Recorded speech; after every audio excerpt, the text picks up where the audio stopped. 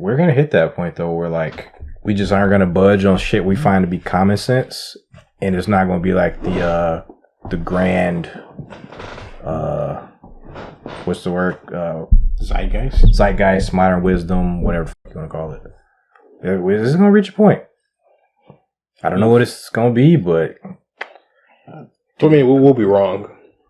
Huh? Nah. So when it gets to that point, we will be wrong. Yeah. And then we just got to realize, like, wait a minute. Let it rock. Just let it rock. Let it rock, man. Just don't be a vocal hater on it. Yo, we'll change our opinion or we won't. But either way, we'll just, am I cheating? But looking at your pad. Yes. Oh, fuck. I mean, it's something about Ryu. You can't really read the words, though, so I guess that's the point of it. So I guess it makes it okay. Low blow. I don't see why you go there. Zing. Oh, shit. Okay.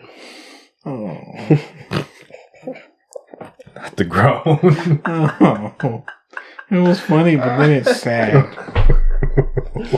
Oh, shit. Whew. Okay. Episode 27 and part 2 in our little JJK mini-series. We'll tackle the second half of JJK and whatever the hell else we just ramble off into. But today, I want to start the episode with something Ryan almost spoiled in the pre-show. It is Ryu, but it also involves another celebrity. Alright, so instead of doing out of pocket this week, we're going to do video game news or video game adjacent news. Okay. Alright, so apparently Neo is a big fan of Street Fighter 6 and takes his PS5 on tour. He also mentioned that he beat Wale and Lupe Fiasco. The same Lupe that claims to have won against Daigo was legit. So there's just a lot to unpack in that situation. Mm. So allegedly, Lupe's faced Daigo in some variation of Street Fighter and beat him. And Lupe is currently beating Lupe and Wale on the regular. Neo, you said? Yeah, Neo. Yeah, he's beating Wale and Lupe on the regular. I didn't know any of this. I didn't know any of them played. I don't know if the Lupe thing is. I don't know if we have footage of that. I think that's like hearsay. I think it's hearsay. Yeah, I think it is hearsay. But in I guess the circle of the music circle is legit. Okay, that Lupe beat Daigo. Okay, I don't know how canon this is. Internet, let me know. Yeah, but allegedly Lupe is claiming that he beat Daigo. And Neo's claiming that he's beating Lupe. I mean, I got some cousins who beat me in some of these games. But is Neo claiming he can beat Daigo? Because I mean, that's what I got out of this situation. That's what I'm hearing Neo saying. I mean, I guess that's what that means, huh? If you beat the guy who beat the guy, you can, you got some type of something, right? You get something out of there, right? You want the smoke, man? I mean, you trying to play? Daigo trying to play? Daigo, you trying to see Neo in Street Fighter 6? Because it looks like Neo's calling you out. That's all I'm saying. Dang, take it or leave it. I hate to be the drama llama, but I'm saying if you ain't got picks, it didn't happen.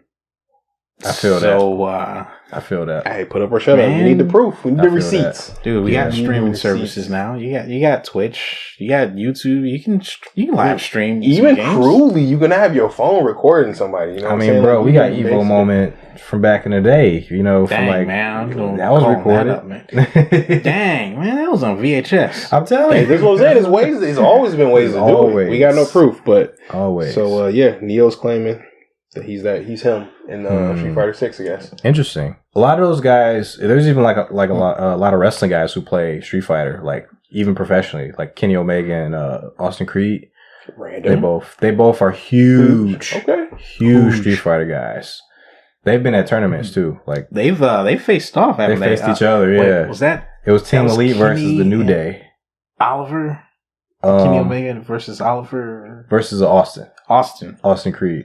I remember I saw that. That was in 5, wasn't it? Yes. Or 5, I think. Yeah. I believe Kenny Omega did take that one. He used Alex, of course. Of course he used Alex. Yeah. Alex makes sense. Yeah, man. It's on brand. So I'm like, those old heads, you can find some unexpectedly serious fighters in like Street Fighter 2 Turbo. That was one of the scariest things I ever saw. It was like this. It was a sudden old head tournament that just suddenly popped off. At the end of another modern tournament. I think it was like a 5 or 4. And they just whipped out some Street Fighter 2 Turbo and put it on the stream. And then you had like old ass grandpas coming up with their canes and crutches and shit, walking over towards the cabinets. They sit down, they pick T-Hawk, and that shit just the nasty old combos. Man, is like, dang, this is your grandpa doing this to someone, man. It's like that was the only game in the arcade for like 30-mile radius. That's all they had to play. Yeah. So they got great. Yeah. So yeah, you never know who is a gamer. I remember I just watched a video about it was Whoopi Goldberg talking about Diablo 4 and how Diablo was one of her favorite games, and she was mad because Diablo 4 wasn't available on Mac. I'm thinking like Diablo was like the hot shit when we were like 5 and 6 years old.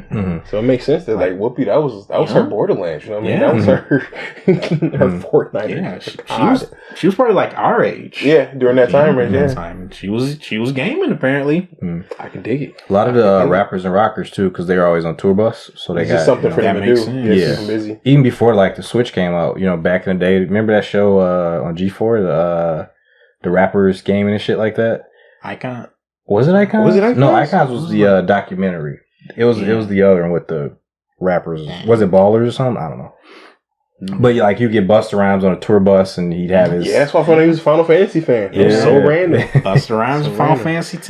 Yeah. I remember that episode. Yeah. So random. But back when we worked at GameStop, talking about older people gaming, I remember it was this older lady came in and she was looking at the 360 wall and I was talking to her about it.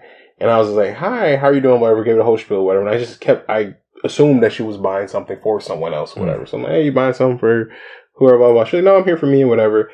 And we end up having a whole conversation about the Final Fantasy franchise because she grew up on the Final Fantasy franchise and absolutely loved it. And her, I can't remember if it was her nephew or her grandson lived in like Cali. And he was getting into gaming, and she wanted something she can play with him. So she ended up getting like Final Fantasy 11. We ended up talking about it. She ended up buying herself a copy, buying him a copy. They ended up playing it.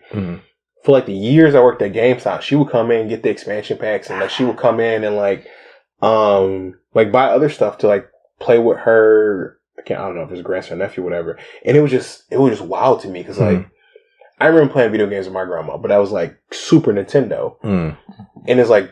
I couldn't imagine like trying to explain the 360 to my grandma, but also this lady was a gamer her whole life. It was just it was just the first time I've ever talked to like a older person as a gamer, and it was just mind boggling. That happened to me at my first job. I worked with a lady. She was much older. I was like 15, 16. She was like in her 50s, like mid 50s. She was really into Castlevania. And she knew how to beat the game. She beat the game like 3 times already. She played it with the secret character. She taught me how to get the secret, put in the secret, what's his name? Julian or He's on Julius. Game Boy? Game Boy. Aria of Sorrow? Yeah, Aria of Sorrow, yeah. Yeah. And she was telling me all about Julius's exploits. I was like, I've never played as that character. How you do that? She was like, just put his name in. I was like, oh, and she was to give me the lore and everything too. I'm like, oh, I didn't know this game had a story. Dang. That's a low blow. He's just like, no, man. Characters talking, yeah. Some hidden shade there. Yeah. Wow, your game has a story? Whoa. She put me up on though. She knew all about it. She was playing them since like the first one. To be fair though, with Castlevania, like if you don't know how to do the Castlevania in Castlevania, you miss all of it. Yeah. Part of it, I wasn't piecing it all together. That was the time where I expected the game to like, give me the story, like feed me the story. Yeah, that was my first Castlevania as well, and I did not realize that there was, post Symphony of the Night because I had never played that, so I didn't know that there was a whole nother half of the game. Same, I did that with that in Portrait of Ruin. I still gotta play that. I did manage to figure it out though, and I didn't look it up or anything. I just like, hey, you get these clues, they gotta go to something obviously, and I thought. What if this is like the Chaos Emeralds or something? So I equipped what the clues told me to, and I went and oh shit, wow, cool, I love this. More game. It reminded me of Pokemon Gold and Silver. Yeah, but I hate the way Castlevania does it. Oh, because it's the castle upside down. No, that ain't that. Just the whole fact that like you can just miss the whole half of the game just if you're like, yeah, because it's like because the thing that pisses me off about it is like Castlevania, the way their games look, they're so inviting to like new people and to like someone that doesn't even know what the fuck a video game is, and you just do that, and I just personally hate it. And like, I understand when you compare it to Pokemon Gold and Silver, the big difference in that for me though is like Pokemon Gold and Silver is literally like you walk through a door and it's like, oh shit, it's more game. But like with Castlevania, it's like, no, here's a door. There's 50 things. Go figure that shit out and then come back here. It was like that. You did have to find the 3 clues throughout the entire world, and it was a big Castlevania world. God, yeah. And then after you find the clues, you got to figure them out, and then you need to farm the souls that the clues are actually referring to. Oh boy, farming. Again, none of that is that's dumb. All of this is terrible. But I like the fact that they actually reward you for paying attention to lore, put it that way. That's Same cool. way that like, the Soulsborne. Yeah, but I mean, like, for extra content, though. Like, you're just locking away half the game. Well, no, you're locking away half the game. Understand. I mean, you got fucked because, yeah, Portrait of Ruin actually was kind of infamous for being too short unless you do that other part of the game. And I don't know exactly what it is that you do. I just remember reading in a book that somehow you're just supposed to cure the vampirism of those 2 girls. And that's why I told you about it years later after you're done. I was like, somehow you're able to cure the vampirism.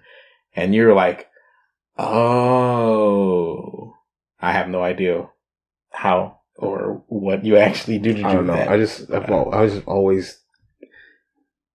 But yeah, I go on a long huge tangent turn off to say I really do like it when they reward players for paying attention to lore and solving a mystery, and they reward you with content.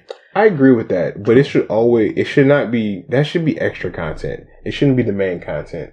True, and that's the thing that bugged me about it in Castlevania. Because my thing is like, if you have like the super secret weapon and it has like this, it's in this box, and like you figure out this box and that's how you get it.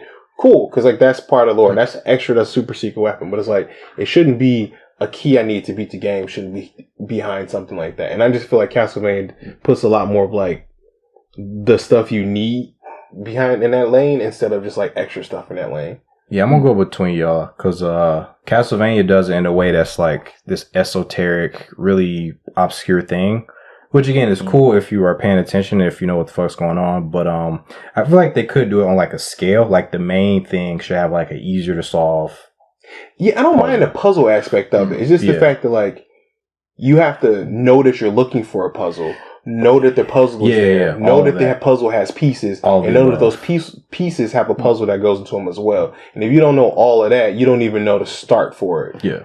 How about this? I had an idea. Like, I feel as if the idea of a hidden content, and even the way that Castlevania did it, isn't bad, but it's bad that it's sprung on you there and nowhere else in the game. Fair. Yeah, if you had breadcrumbs throughout the game, or this is fair. Or somebody's like, hey, make sure the doorway or the like what if it was like Condemned, where the whole like a 30% of the game is about solving things.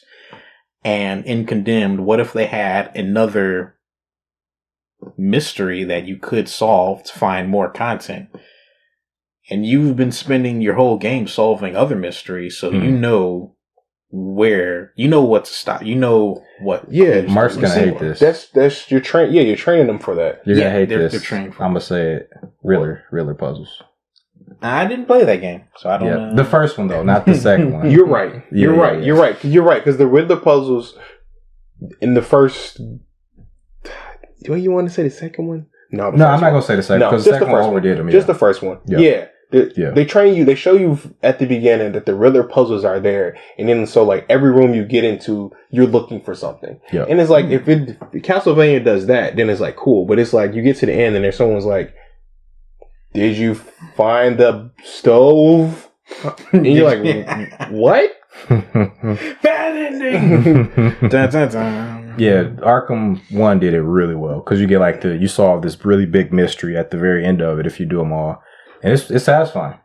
It is. Yeah, it is. You get experience for it too for solving like each puzzle you do. Oh hell yeah! And then you get bonus experience for the bigger ones, and that's the thing too. Like with that, specifically, it's like in different areas, the puzzles all kind of have a theming too. So like, it just works like a typical detective show. Like everything in this area has a theme, and that theme is, of course, the overarching theme that leads to the big reveal at the end. Okay, yeah, they did it really well. Yeah, like Castlevania gives you some breadcrumbs or give you some way to know. Yeah, I think it's bad. I just think the execution of it is horrible. Just piss poor. It's really bad. Piss poor. Especially in Symphony of the Night. There's one puzzle in the entire game, and it's just like, it's obscure. Surprise. The one in Symphony of the Night, it had 2 rings that each had like one phrase on it, and you were supposed to figure it out based on that. And it was just like, what? And you didn't really know where to take it either because you were supposed to take them to one specific room. And it's like, what? Yeah, it's like an inside. Like it's like trying to explain an inside joke to someone you just met. It's like you don't even know me at all, and I'm trying to explain you an inside joke I've had with friends I've known for 30 years. Terrible. Yep. You would have had to like somehow come across these 2 rings in your exploration. If you didn't, that's it. And you gotta, if you don't have them and you're still trying to solve this clue, you gotta search this whole castle for these 2 rings in this place you need to take them to. Yep. Well, I think if you do the Metroid map system where you're pretty robust in telling them what hasn't been explored and where secret rooms might be, I think you can get away with that. It depends on what Metroid you use too, because some of those Metroid I'm just going straight for Dread. Horrible. I'm going straight for Dread. Okay. You know? Because some of those Metroid games Dread, but without the horrible elevator system. Elevator system in Dread was trash. Confusing. Trash. Just Just make it a little bit more straightforward. I know that was a part of the puzzle of the game, but like even once I like unlocked everything, trying to to go back to places is terrible. And Dread is the worst because like the weird transformations, transportation between it. That's just a Metroid thing forever. But like they're usually in the same stationary spots in stages. Like you start on like the north side or the south side. You know kind of where you're starting. And then it's like these weird spots you start. And you always have to start off using a different ability in places. It's jarring. Yes, it's a bit of a mess. Super Metroid and Zero. I think Zero Mission is a really good one. Zero Missions is a good one. Zero Mission is really straightforward. Yeah, if you're trying to go down, if you need to go to the cave, you just take the elevator, go down. It all makes sense. Yeah, you don't got to think about it. Yeah, they did go for complexity in Dread, which I understand. It made for a very cinematic experience. Yep. It worked when it worked, but like when you were trying to like, just explore, that's when it became I think it would have worked more if it wasn't an exploration. Like if they made it so you had less collectibles and the collectibles gave you more, I think Dread would be better. Yeah. So it's like if you can get for example, if you can get everything in a Dread in like a one playthrough, I think it would be better. And I know I don't think I can say that about any other Metroid, but I feel with Dread because the backtracking and going through places is so ass that like if you can go through and just bang everything out on your way through, I think it'd be a much better experience. I didn't mind it. The only thing I hated was this was the game that really made me pay attention to the archaic block puzzle stuff. That's what upset me about the game. Yeah, and it upset me that you brought that to my attention, and I had a real tough time taking it, but you were right. Yeah. And I was more mad that you were right at the end of it. It took me, I had to really, I think this is worth like its own episode, really. I had to really like dive into like what I hated about it, what other people love about it, what Metroid fans really like about it. So I did come to understand. Do we really like it? Well, that's what I had to understand though. Cause like, so our conversation went with like Breezy was explaining to me like pretty much every reason why it's dumb.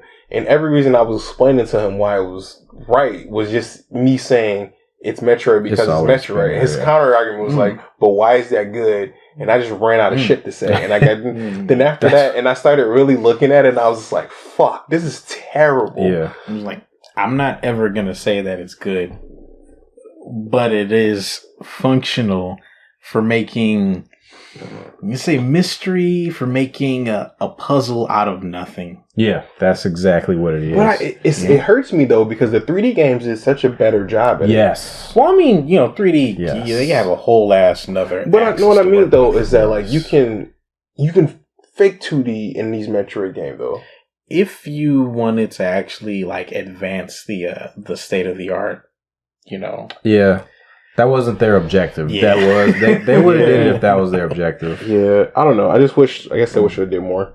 I understand. It would have been a different game if they had gotten rid of the block puzzles and replaced it with something more thematic, the way that the 3D games do. It would have been like basically the next Hollow Knight type expansion of the genre. Advancement of the genre, I mean. But it's not what they're going for. Yeah. They wanted their illusory walls. Yeah. I would like a fully exploratory Metroid. It'll piss you off in the first Metroid game, but not on any of the other ones. Because I remember way back when I played Zero Mission, back in 2004, I didn't like the fact that some of these walls were just fucking lies. I still don't like that in Castlevania games, but I just know what to expect when I see a wall that is suspiciously thick. Yeah. You just go like, that's probably got something behind it. Yeah. And now, there were 2 sections in Dread that really, because I watched Max play it too, and even he, because it was this one room where there was like so much going on in this room. It was like, there was like speed booster stuff, and you could accidentally like activate that. It was just too much going on in this room for you to know, like, to shoot this one specific block with a missile to proceed with story progression. Yeah. Yeah, it was one fucker. And I was like... Was that the room that I had accidentally gotten past? Because there was this one room, I told you guys about how I had accidentally sequence broke when they were trying to keep you locked in one place so that you could find this one place to shoot with this one missile. But instead... there was this this long gauntlet in the cold room, and that gauntlet was supposed to kill you, and that was how you were supposed to be gated to the area that you're supposed to go through. But if you were good enough, you could just go through it and get out in time. And I thought that's what they wanted me to do, so I did it, and I sequence broke, and then suddenly I'm like, what am I supposed to do with the rest of the game? I'm just searching around, but I was actually supposed to shoot this one block way back there so I could get the super missile upgrade. But I didn't. Nope. Because I sequence broke.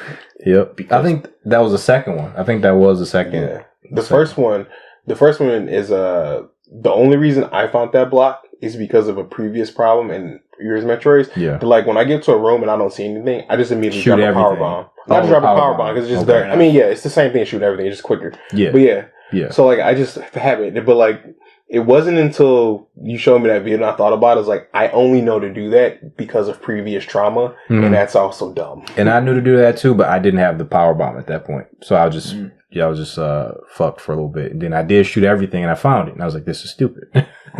Yeah. Because this is, you literally want me to stop and just shoot everything. Like, there's no visual clues at all as to, there's no like structural weakness, nothing. It's a random block. It's a random invisible. Somewhere.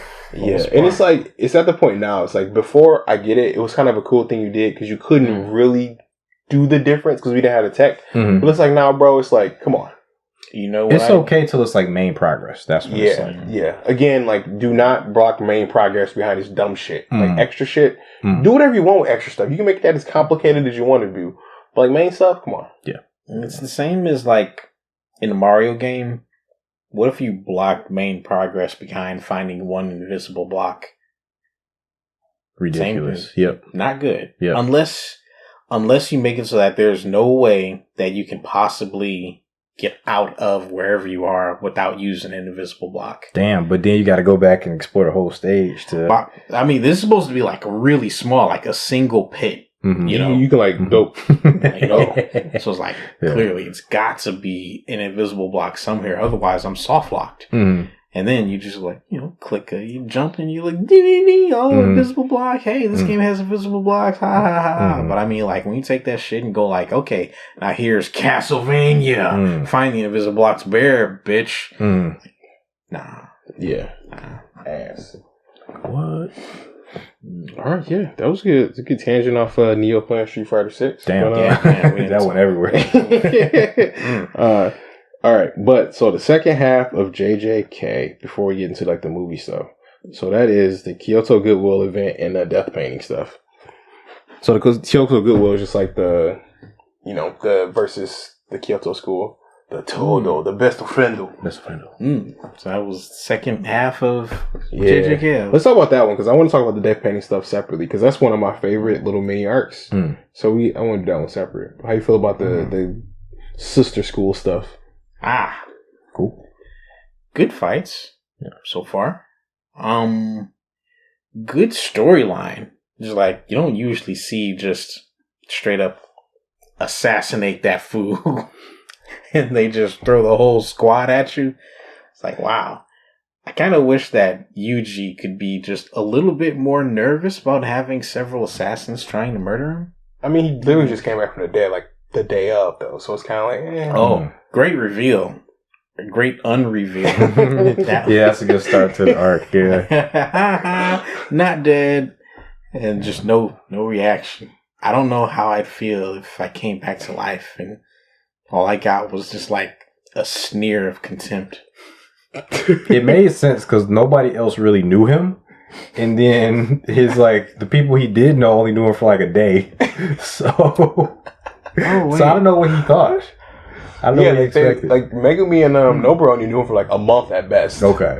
It was like maybe like the first month of school. Yeah. And they had something of a reaction, I think, if I remember. But yeah, it'd be like you met the guy at work and like the next month you find out he died. It's like, and then the next month he comes back and you're like, it just seems more like they were exhausted, exasperated, and disappointed. I think that was because of Gojo. Yeah. Yeah. Okay. Yeah. Everyone is always done with Gojo shit. Man. True. You know, Gojo does a lot of good stuff, but he could fuck up a wet dream. We all knew it was a bad idea as soon as we heard it. Like, this is ridiculous. This won't end well. You know, for some reason, it was so awkward that you kind of forgave the series for just straight up reincarnating a character. Yeah. Good job, Gojo. Yeah. Gojo does Gojo. Yeah. Gojo, we got a lot of Gojo in this part. You did. You got to see Gojo whip his whole dick out, too. Yep. Got to see him. He had two fights. Well, he had a fight, and then he just whipped his dick out. He got a fight in a massacre? Yeah. Because his fight against Jogo was... I think that was a good intro to, like, the upper echelon of power. Yeah. Some would say too early, but some would say, hell the fuck yeah, let's do more. It has to be one of the most disrespectful things in anime when he, like, beat Gojo into the middle of the forest. Beat Jogo into the middle of the forest, left, grabbed Yuji, brought him back to the fight, then told him that he's like, don't worry about that guy over there. He's weak. Stand next to me. As this guy literally shoots lava out of his face. You know what that reminds me of? A vaccine, right? Where you beat the shit out of a virus, you like melt it in some acid and shit, just elbow it chemically. Then you introduce it to the body and go like, okay, kill them T cells. They're weak now. Dang. Oh, Hunter x Hunter did that as well. Yeah. They had that one dude in Greed Island that Bisky beat the shit out of. Oh yeah, when they learn Nin, the heroes with their trapped captive, they beat the shit out of every day. Okay. It was the murderer with the scissors, right? Mm-hmm. Yeah, I'm just saying, just in nature, right? A mama cat teaches the baby cats how to hunt using live mice. Yeah, you see cripple them. They cut like one leg. Just lower some HP a little bit. They just lower their dexterity score a little bit and just let the kids out. I love it. I love when the kids take prisoners of war. That's like the best part of. And they beat this. Well, they took a prisoner of war that was a serial killer, beat him into submission, then let him go. They did let him go in a heartfelt way, so he can kill some more. So he can go back to murder and eating people's hair. Let's not forget that he ate people's hair. Ew, gross. He said that he was going to go turn himself in, and I imagine that like if he doesn't, then he's going to get a visit from a very muscular woman in a pink dress. I mean, currently she's busy traveling on a whale. But I mean, you never know. Currently, she's Bisky.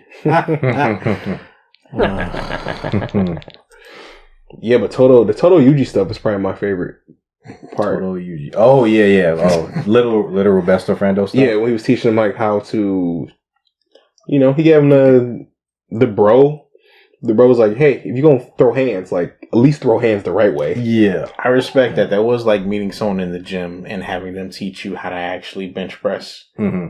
In a heartfelt, like, the most bro-tastic way. Then at the end of it, it's like, all right, let's do it. You got it? He's like, you got it. Make sure you got it. Because if you got it, all right, let's do it. I expected nothing less when these two idiots met up. I knew they were going to punch each other in a friendship. I just knew it.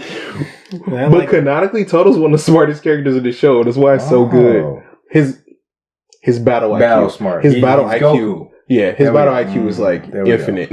It's damn you really had to put an asterisk on that one. Yeah. No, he's a dope character. Honestly, I think that was my favorite part with all the characters that were introduced. They were all pretty.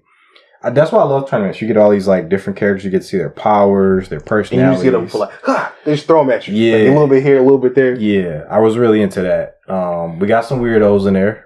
All right, who caught you off guard? The cyborg, of course. Was not expecting you expect cyborgs in your curse show? I wasn't expecting Mekazawa from Cromartie High to be in Mekazawa.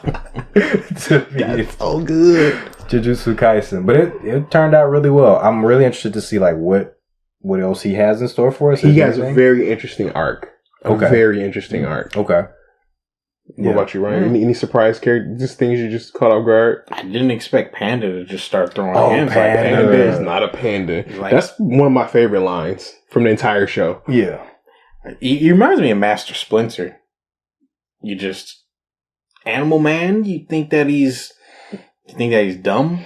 No, but he puts on the brass knuckles and just with his tech and combos. Just start to go like this. Dang, man, he actually fights like a bear. Like put him in Condemned 3. Oh, no. I'm not ready for that. No, don't get Breezy. Don't want them flashbacks. I ain't ready for that. Can you imagine seeing Panda just bob and weave like Condemned? Just putting the controller down. Trying to play something else. Put him in Fight Night. Put Panda in Fight Night. Maki. I love Maki. She is my favorite. Great character. She's my second favorite character in the show. So I love any showcase with her in it. Mm-hmm. And her battle IQ is crazy too. Mm-hmm. I like just watching her pick up anything and just go to town. Master sword. Man, swords and that Playful Cloud. Playful Cloud. So good. Yeah. Bonk. Yeah. That might be my favorite weapon. And like, for me in the show, definitely of all time, it's up there. It's really good. Yeah, I've always loved the breaking staff. So the any ones you can like break and put back together. Mm-hmm. Always my favorites. I don't know who had it. I was talking to a guy at work the other day, but it was twin swords that went together and they broke them apart. I don't know what it was from, but it was one of my favorite weapons. I can't think of it. Gonna ask if it was from Bleach, but it might. I don't know. It might have been. I can't remember. I don't remember them ever putting it together. But I didn't watch a lot of Bleach after a certain point. Actually, did Shredder have something like that in the 03 Turtles? Did Shredder have something like that? I gotta go back and watch it because I'm not entirely sure. That was another good ass show too. Yeah. But where we at? The tournament. Oh yeah. And I can't remember the order of the situation because when did Gojo just pull his whole dick out? Was that the very end? The very end of it. Yeah, because they put the cloud, they put the shroud up to keep Gojo out. That's right. So they had to find. That's right. Yeah, they had to find old dude before Gojo can go in and just. That's right. Hollow purple. Yes. He brought a concept into reality. Yes, and Gojo's worth his own. We can go into Gojo for a bit. The whole concept of Gojo, this overpowered. I love Gojo's character. Yeah, because it's like you get the super overpowered. He's a massive dickhead, and he just waves it around. Because I love anytime he talks to like the older generation. He's like, I hate the way you guys do things. He's like, I could kill you, but I won't. Yeah. I'm gonna walk away and I'm gonna do the revolution the slow way. But just so you know, I'll kill you whenever I feel like it.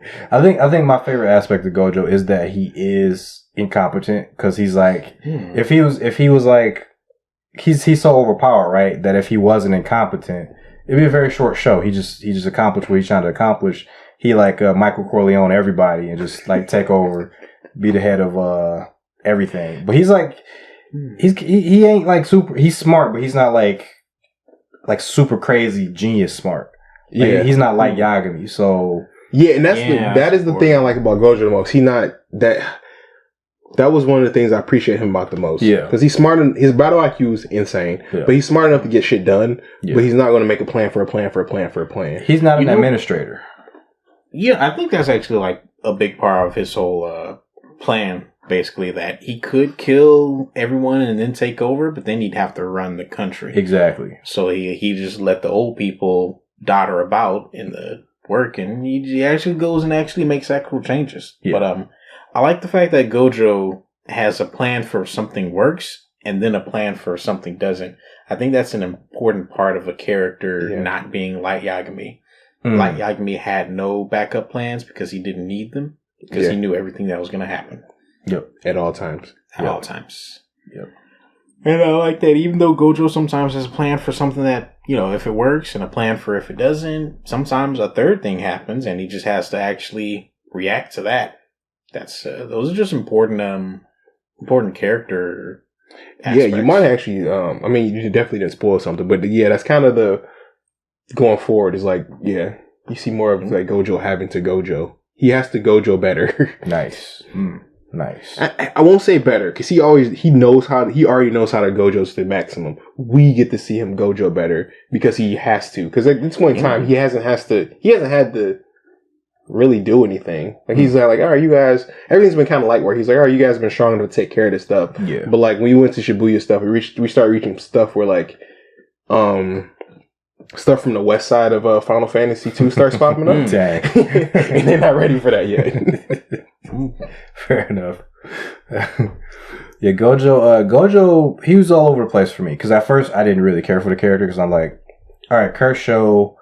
Okay, we see what his powers are. I'm like, why do we need time space? We just fill up that death battle resume. Yep. So I didn't like that, but the more I watched it, the more I got into him. I'm still really trying to see if I like the old concept of like I like overpowered characters. Don't get me wrong. I love Saitama. I think that works. But like with Gojo, I'm like why?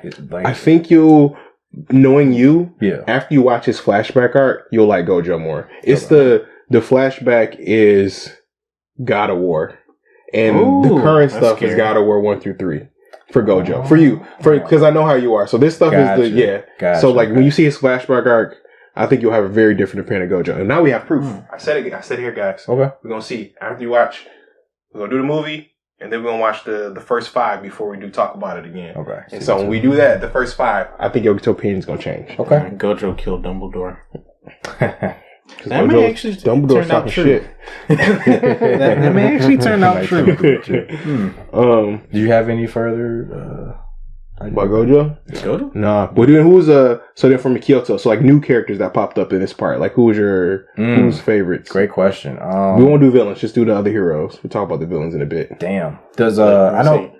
Heroes, you mean like that? I mean, not the curses squad. Yeah, not the that assassination squad. Who was I should say the main character? Humans or curses. Actually, who was the other humans like you introduced? I got a hot take. I actually like the forest demon. Hanami? Yeah. Hanami's dope. I quite like the forest demon. Yeah.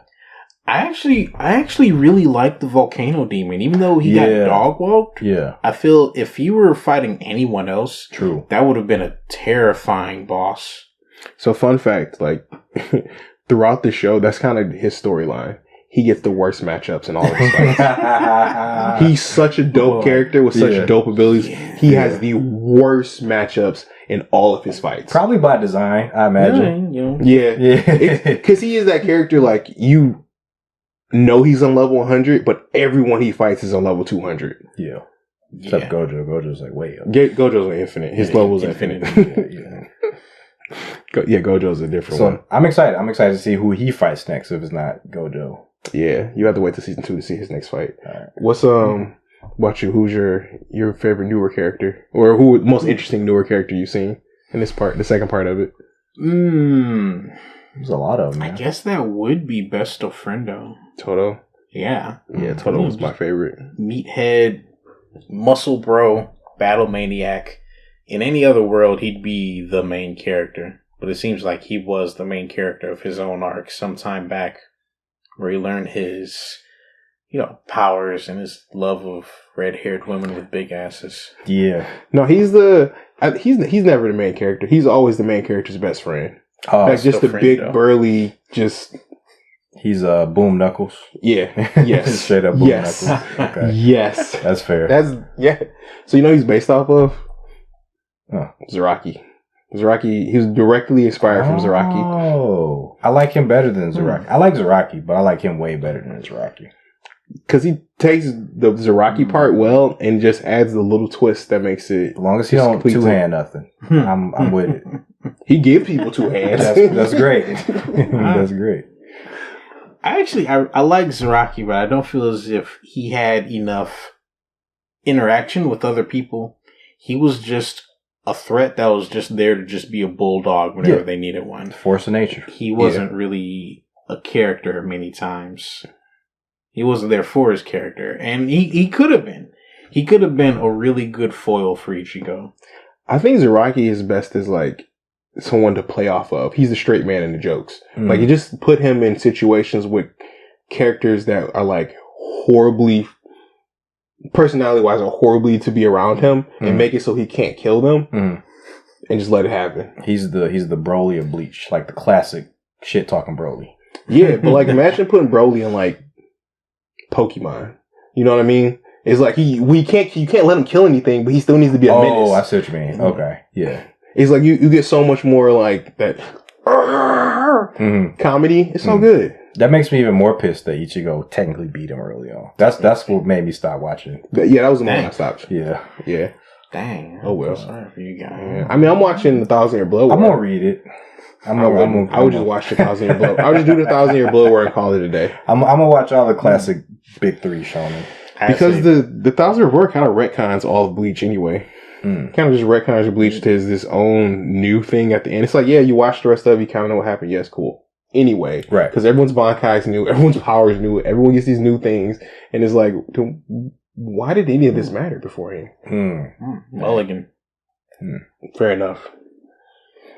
That's another thing Jujutsu's compared to is Bleach. Do you think that's an apt comparison? I think it's because it's the just the dark thing that's now. Because like you look at like the bigger ones right now, you get One Piece, you get like Black Clover, the My Hero, and then JJK's up there with them, but it's dark. And I think that's where the Bleach, because you look at the Dragon Ball, One Piece, and then Bleach. I think that's the comparison. I think if you put Ichigo and Yuji in a lineup, you'd mix them up most of the time. Fair. Just saying. That's fair. Fair. I do think at the end of it, Yuji's a more interesting character. Not where you are in the story right now, but I think Yuji's a lot more interesting character than Ichigo. But Ichigo had a lot of time to actually grow as a character, and he didn't actually ever change, and he didn't ever need to. Yeah. Everyone else who actually were suffering losses and losses that maybe kind of mattered, they had to change. Like Rukia had to grow up. She had to get better. She had to get better. I'm thinking Orihime, I mean, she had to get used to being a hostage. That's dark. That's all she I know did. You just like imagine life from Princess Peach's point of view. Yeah, I was just thinking it. That's not a great life. No.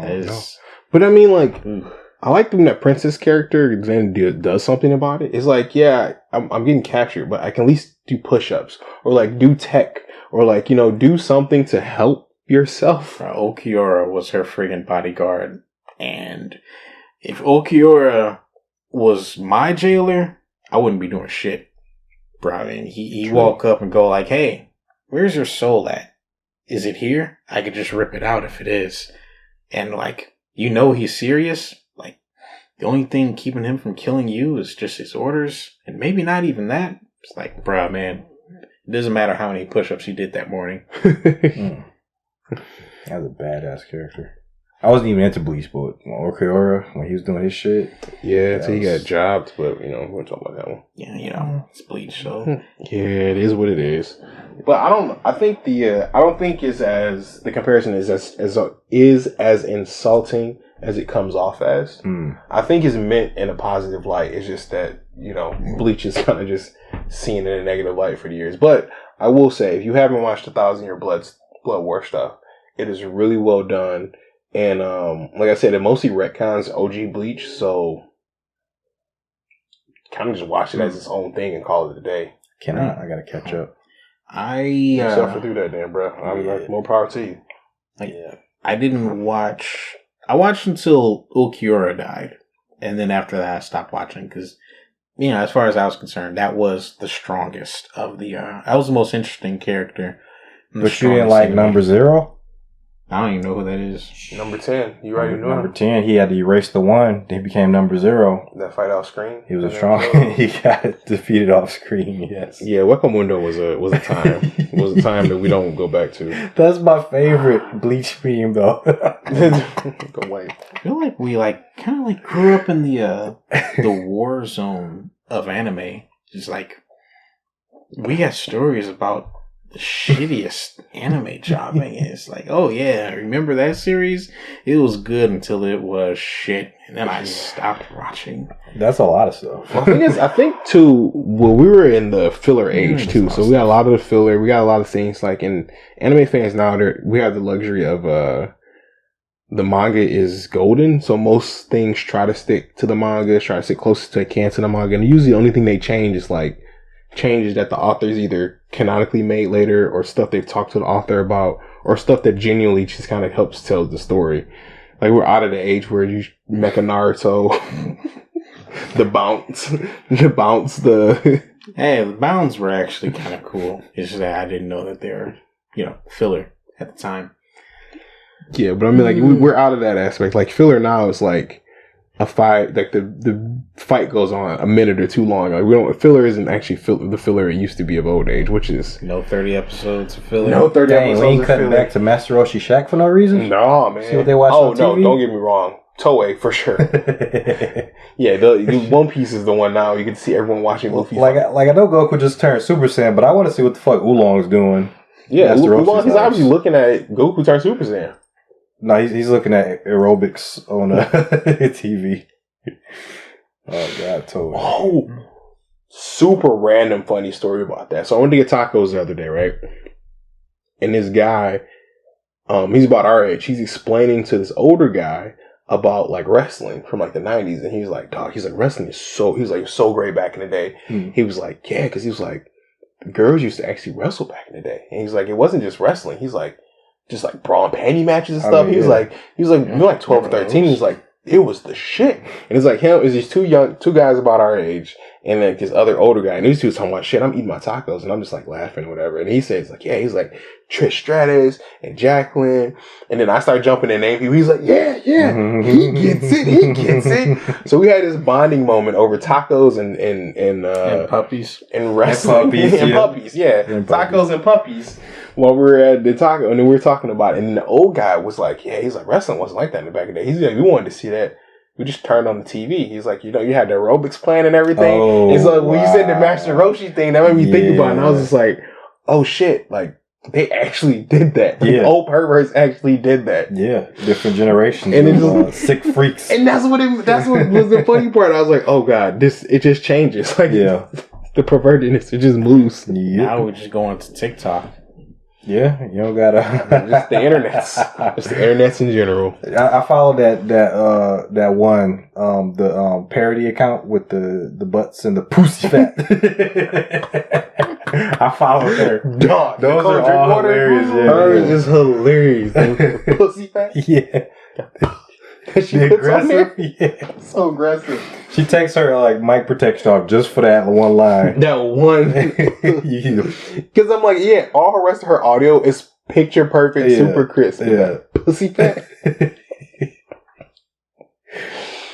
Funny as hell, funny. Dude. So funny. All right.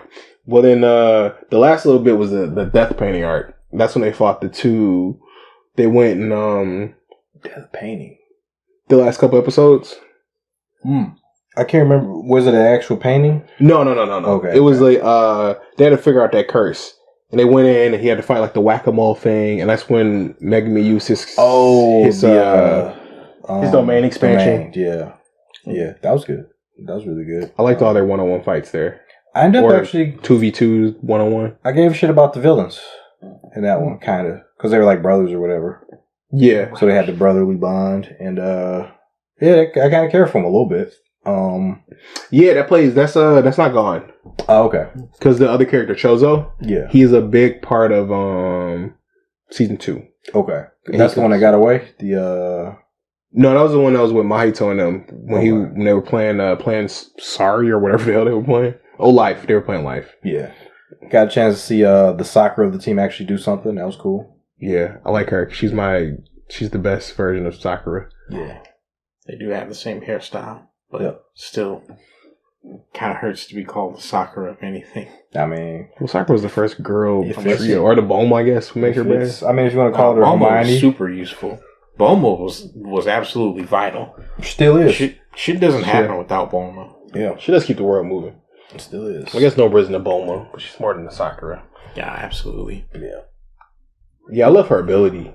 The hammer and the nails. Hammer and nails, big voodoo character. Actual voodoo. Actual voodoo. Like, I actually like actual curse using curse sorcerer. Yeah, I'm like, dude, yeah, man. yeah. Just get some of their hair and you just fucking kill them. It's one of those things. It's like, what other show could you use that in and make it work? You could do it. They did use it in Naruto, right? Somewhere, sure. Didn't Yeah. Asuma die because of... Yeah. Asuma did it. Yeah. Yeah. That was more blood packy, but Yeah, true. similar, same. Yeah, you're just the voodoo Dao, but you're immortal. Yeah. You can survive Survived the the thingy. Yeah, it's cool. And I love that. I hope she stays jobby as she should be. She's cool. There should be no power scaling like Nico Robin. Unfortunately, I heard they tiered Nico Robin up. They did. Yeah, They did. But for a while, I was like, "Come on, Nico Robin, bro." Well, people were calling Oda out on that. It was like, you made her like this assassin chick or whatever, then you just like took her out of there. Yeah, And he was more or less like, my bad. I understand. He's like, my bad. we don't really kill in One Piece. Sometimes we do, so we can't just have her folding people over in half with her. Yeah, he's like, oh, I had to move away from that. Yeah. Nico Robin, she reminds me of like Green Lantern characters where you could beat almost anyone with that power. It's if you're pretty just, OP. Yeah. I mean, like, if she just Yeah. you know, or just She can do that. She does do that. I mean, yeah. is 100% accurate death blows. Yes. Well, that's why she was an assassin, but she's a good guy now, so you can't Yeah. assassin. You gotta fix that. You gotta fix that. That's why I'm hoping. I'm hoping she, Jujutsu Kaisen girl, stays OP because that's a good power. Yeah, the females in Jujutsu Kaisen stay relevant characters. Okay. She's not gonna become Acid Girl from My Hero. She's not gonna. No. She doesn't just disappear. Okay. Yeah, nah. Cool. No, Nova's dope. Nova's dope. Yeah. Yeah, but I like the How do you guys feel about Black Flashes? Oh, Black Flashes are really cool. That gave Yuji an actual power bump. Because it's like, and it's pretty technical actually. Yes. So I mean that the math. I mean, not the math on it, but like the frame perfect. being frame perfect. Yeah. Yeah, and it's When speedrunners could do it. Yeah. I'm listening to this explanation, I'm like, this dude must watch video game streams all the damn time. Mr. Nanami, critical hit. he is Mr. Critical Hit. Like, oh, frame perfect. Yeah. I would have preferred it more if he had to do like the karate parry first and then hit it. Card counter. Yeah, like a Dark Souls parry. Oh, that'd be you know what? I'm just waiting for the Dark Souls anime. It's gonna happen one day. It is. Eventually, they'll get there. It is. I've seen a few Bloodborne mangas. Straight up, clearly Bloodborne. But I haven't seen Dark Souls anime. They have licensing this loops itself out. Yeah. It's like in trouble. They got plenty of American comics, so if you really if you need your fix, they got Dark you Souls can get comics. them. You can get your fix to Say American comics. I'm sounding kind of biased, huh? What you talking about? I'm just talking about, good old American superheroes, Like My Hero Academia? Nah. And he's talking about literary RPGs. We refer to it as by its government name, Boku no Hero Academia. We don't call it that other shit. Boku no Hero My Academia. They don't call it My Hero Academia around here. Boku no Hero Academia. There you go. There you go. We call it Not Even Worth It. All right. Man. Main character, Midoriya Deku. Oh, man. That's terrible. That's horrible. Dang, we gotta do our hating ass My Hero episode one day. Yeah, every we'll get to it. We gotta just let it all out. So out. We can just not just interject it in like everything else. All right, we'll at least wait till the manga ends because I feel like it's about to end. We'll do that then. If the manga is the type to actually end with an ending, I will be very surprised. Yeah. Yes, so, I know what you mean. It's like Naruto ended, and then Shippuden started, and then Boruto started, and then so on and so forth. Fair enough. So they're gonna dump my boy, what's his name, Shigaraki? Yeah, they're gonna dump my boy Shigaraki down to like a little space drought, and then he's gonna fall down, and explode into little pieces. No, like Emperor Palpatine. They're gonna be Besto Friendos. Like Deku's gonna pull him out of wherever weirdness that he is, and he's going to save Shigaraki. He's going to give him a big fat hug and a kiss on the forehead. Yeah. Oh, he's going to lose all his extra powers and become a regular boy again? Yep. Able to touch stuff? Yep. Okay. What quirk? He got to get a new quirk, though, because if you don't have a quirk in this world, then you're just kind of depressing, right? So you got to get a new quirk. He's going to get like a creation quirk. It's going to be something super... That makes sense. He's super to be able to whatever it is that I don't whatever. Instead of decay, life. Yeah, it's gonna be terrible. There you go. Because it's bad and it's gonna be bad. So dumb. It's true. So dumb. He redeemed because even Star Wars, even when you redeem Anakin, he still dies. You know. Yeah. I mean, because All Might's still alive in the manga. He should be dead arcs ago. True. You can't have a main character to have his mom is alive. And his mentor is alive. You're a main character with everything. Damn, even Star Wars. All your best friends. Bro, Star Wars killed Obi-Wan and Qui-Gon off quick as hell. Because it makes for a better character. You can have a character. You have all your mentors and all your heroes and all your friends all the time. Dang, man. I didn't even think about that. I mean, his dad's overseas, apparently, allegedly. Oh, his dad's the actual character? I mean, his dad's probably off for one. Or the doctor. I hope it's not. But Star Wars, so probably. Yeah. Just saying, remember when we used to think that Naruto was just like a normal ninja who didn't have any special... Ninja Jesus? Man. No special privileges, right? And no special bloodlines, but he's just disrespecting and just wants to do his best with his own power to become respected by everyone. No, he's Ninja Jesus. Yeah. Ninja Jesus. Yeah. Mm-hmm. Not even the best ninja. Ninja Jesus. I mean, he was never the best ninja, so I'll give him that at least. He always was normal dude. Oh, he's the best ninja now. I mean, give him like a war in 15 years to get good. Shit, man, I could become best ninja in that time. He got real good at that paperwork because that's what he do nowadays. That's why he's in a jar now. True that. He's in a jar now.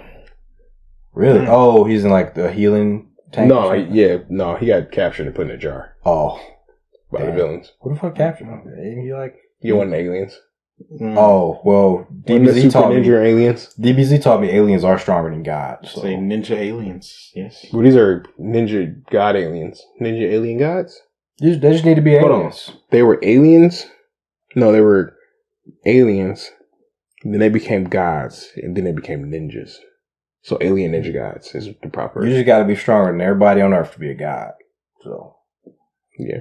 That's what I mean. Because they were aliens first, and they came here, and that's why they became gods. And then they did ninja shit. So they were alien god ninjas. Oh. I'm actually thinking about getting back into alien god ninjas. Oh, okay. Because Boruto, the new character designs look really cool. For like because Boruto just did his time skip. Isn't he back, Kishimoto? Kishimoto is back. That's another reason why I'm kind of interested in it. Yeah. Because I think he was just like, I can't let my baby go down like that, bro. And he took the reins. He taken the character design. He took everything back over. And it looks... And like I said, I listened to that creator, NC Hammer, and he's like in love with Naruto and like the franchise. And I like Naruto a lot. It's just, I think Naruto has a lot more plot holes and a lot more, like, fuck-ups than people give it credit for. And I like the fact that he is such a fan of it, but he points those potholes out. He points all the failures out all the time. Okay. And, like, I think I appreciate that more. It's like, he loves it so much, but understands, like, he's not just a stupid fanboy. He's like, I love the show for what it is, but also, this shit's fucked in these certain situations. And I think I appreciate that so much more. And the way he speaks about Boruto is like, I'm interested in it. I don't know if I want to be a fan again, but like, I'm interested enough that I might take the plunge back in. I might start reading it from now. Like, I'm not going back because I don't want any of that old shit because that's just bad. But I might start from, I think, chapter 80 or 82, whatever the post time skip is. I might fuck around with it. Okay. Yeah. I gotta do all that shit. I gotta do Naruto, Bleach, One Piece. Damn. I don't know if I'm gonna do Boruto ever though. I'm just gonna skip out on that. Fair enough. Like, I'm not going back to do some of the other stuff, but the Boruto stuff that is happening now and, like, where it could go for the future, I'm interested enough in it that, like, from here on out, I will look at some stuff, but everything prior, I don't really give a shit. Yeah. Yeah. I'm not even really interested in the world building for Boruto. Like, the ideas for the technology. Yeah. And it was already, like, anachronistic. It was a weird time period. Like, you know if it was modern, if it was in the past. I think it's legit modern, right? Yeah, for sure. Okay. They had cell phones back in old Naruto, so it's saying. Hold on. Now they got Wi-Fi. That doesn't make sense, because why is everybody doing all this, like, don't they carry letters to other villages and shit? Cell phones are just for normal speech, but if you want something that actually is encrypted and perhaps has a ninja teleport scroll in it, I'm just saying. Fair. But yeah, I never liked the, I mean, it's fine, like the thing you can download ninjutsus and shit. Oh, no, that's going too far. They shouldn't have done that. It's weird. That is a can of worms that you can't unopen. Once you create cantrips. Yeah. That everybody has access to. Like, if it was just like this one character who would do that, great. But like, it's the thing, you could just go to Target, to the store and buy. get your starter pack of jutsus. Oh Jesus! Get your 5-element jutsu. See what you needed. Feel like a fireball today. Yeah, it is giant. But yeah, Naruto was always weird with that. It was never a clear, defined timeline. Yeah, because Bleach, we're in old Japan in the middle of the air, or we're in modern Japan on the ground. Yeah, One Piece, we're wherever the fuck we are today. Yep. And that's what it is. Yep. And then it was just like, where are we? Yeah, okay. Okay. I guess we're doing this. All right. Let's dive in. Yeah. So, season 2, who do you want to see more for? Who's the most you want to see more for before we go? Like, you didn't see enough of, but you're kind of on the cusp of, but you're kind of tip of your tongue, like, want to see some more of? I don't really got no, but I just want to see where this goes. I want to see. I'm most interested because to me the pace of this is weird because he's ending it. So I'm just curious to see like what the author does with the whole thing. To me, it's like a case study. Like, you know, you made this thing that has this like long shelf life apparently, but we about to shut this bitch down. So let's see what we're doing with it. Fair enough. More Sukuna. Kill more of Yuji's friends. Yeah. Whole villain. Ryan's a whole villain. You do get to see more Sukuna. Yeah, what about you? Well, overall, I mean, because like seeing everything so far, like overall, I'm kind of interested to see where the story goes, like the ending is, because like reading the manga right now, it's kind of like every chapter is kind of like a don't really know what the hell's going on type of deal, or like everything is like a back and forth. So it's like trying to see where the edge comes from. So I'm hyped about it, but I don't want JJK to end quite yet. So yeah, it's weird. I'm kind of torn between the two, but because like you guys know, I love a good beginning, middle, and end. Like I love me a good ending, but at the same time, like I don't know if I'm ready for this one to go, but I guess we'll see. It's supposed to be the end of this year, though. Oh, okay. Supposed to be, so I'm looking forward to that actually. We'll see. It was overall thoughts everybody got on it. Overall, as a show, love it. Season. First season, I guess. The first season? Yeah. I love the first season. I thought it was a good, comparatively from the manga to the anime, they changed some things from the manga to the anime, but I think it made it for better viewability. Like, it's some things like, the very first scene of like showing like Yuji being captured and Gojo talking to him, that happened later in the manga. And you saw some of Gojo and Fushiguro like doing random shit at the hand. So like I think the changes they made it more of a pleasure to the viewer to get them into the show. Besides that though, like I thoroughly enjoyed it. I thought the animation was peak. I love the Junpei troll. That was a good one. The music's fun. Oh, that's so funny. And as a fan of like all the dark stuff and how dark JJK is, I appreciate the endings because all the endings are kind of like happier tones and like them doing like normal kid shit. And it's like, it's nice to see, even though it's all a lie. The lies. Is it get lost in the got lost in the lies? Need the light in the dark. What about you, Ryan? What was the question again? Overall thoughts. Okay. I really enjoy JJK. I'm pleasantly surprised about it. It was darker than I expected. It wasn't as dark as some of the other things, and I feel as if that's a good thing. You don't have to be those other kill 'em all guys. You can be you. Yeah. And I'm interested in seeing where Yuji's character development goes. Because like you said, ending the series now seems quick. Yeah. But I'm only on season 1, so I don't know what sort of development he goes through in season 2. I hope he doesn't die dumb.